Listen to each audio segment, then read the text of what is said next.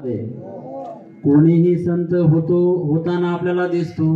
सगळे म्हणतात मला संत म्हणा, कोणी म्हणतोय मला साधू म्हणा, पण साधू नेमका कसा असतो आणि संत कोण असतो, साधू आणि संत ओळखण्याच्या ज्या काही कसोट्या आहेत, या कसोट्या माझ्या सामान्य माणसाला कळाल्या पाहिजेत।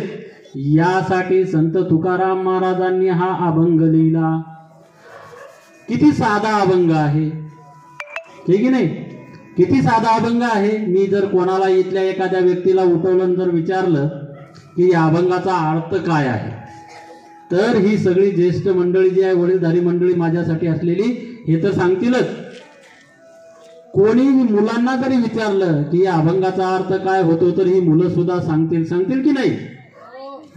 जे का रंजले गांजले त्याची म्हणे जो आपुले, तोची साधू ओळखावा देव तेची जाणावा। कुठं जाण्याची आवश्यकता नाही।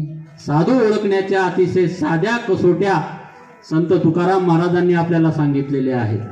आणि याच बरोबर साधू कसा असावा आणि संत कसा असावा, या संदर्भातल्या सुद्धा कसोट्या जे साधू हो पाहतायत यांना सुद्धा सांगितलेल्या आपल्याला दिसतायत।